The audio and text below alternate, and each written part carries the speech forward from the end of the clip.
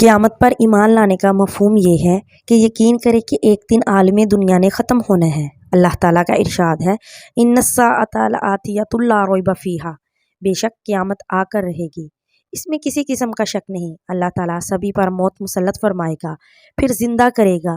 انسان، جن، حیوان، ہر جاندار اس حکم میں برابر ہیں۔ قیامت کی نشانیوں میں سے ان 10 نشانیوں کا ظہور قطعی اور لازمی ہے۔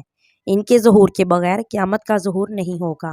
سورج کا مغرب سے نکلنا، دجال نمبر 2 دجال کا خروج، نمبر 3 یاجوج ماجوج کا ظاہر ہونا، نمبر 4 حضرت عیسیٰ علیہ السلام کا آسمانوں سے زمین پر تشریف لانا، نمبر 5 3 شہروں کا زمین میں دنسنا، نمبر 6 ایک شہری مشرق جانب، ایک شہر مغرب کی طرف اور ایک شہر ممالک عرب میں سے ہوگا، نمبر 7 دابۃ الارض کا ظہور، نمبر 8 دھوئیں کا پھیلنا، نمبر 9 عدن سے عجیب و غریب آگ کا بھڑکنا، نمبر 10 سب سے پہلے مغرب کی طرف سے سورج طلوع ہوگا، پھر مسلسل پے در پہ دیگر نشانیاں ظاہر ہوں گی۔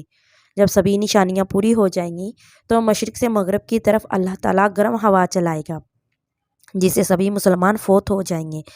سدرۃ المنتہا میں ایسے ہی لکھا ہوا ہے، اس لیے کہ نبی اکرم صلی اللہ علیہ وآلہ وسلم نے فرمایا، جب تک روئے زمین میں ایک بھی مسلمان اللہ اللہ کرنے والا رہے گا قیامت برپا نہیں ہوگی۔ جب پہلی بار سور پھونکا جائے گا ہر چیز فنا ہو جائے گی، جب دوبارہ سور پھونکا جائے گا سبھی زندہ ہو جائیں گے، اور ان دونوں کے درمیان 40 سال کا وقفہ ہوگا، بعض کہتے ہیں 40 دن کا وقفہ ہے۔ سور کی لمبائی 30,000 سال کا راستہ ہے اور چوڑائی 12 سال کا مسافتی راستہ۔ سور کو حضرت اسرافیل علیہ السلام اس طرح منہ میں لیے ہوئے امائیں گے تو ایک دوسرے سے نفرتاً بھاگیں گے۔ یوم یفر المرء من اخیہ و امہ و ابیہ و صاحبتہ و بنیہ، اس دن آدمی اپنے بھائی، والدین، بیوی اور بچوں سے بھاگتے پھرتے ہوں گے۔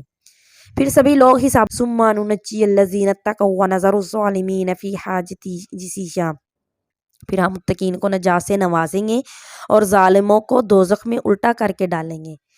خیال رہے کہ پل صراط دوزخ کی پشت پر ہے اور اس سے گزرنا گویا دوزخ سے گزرنا ہے، لہٰذا ہم اس پر ایمان لاتے ہیں کہ نیک بندوں کا نامہ اعمال ان کے دائیں ہاتھ اور بدبختوں کا بائیں ہاتھ میں دیا جائے گا اور ان کے ہاتھ پیٹھ پیچھے بندھے ہوں گے۔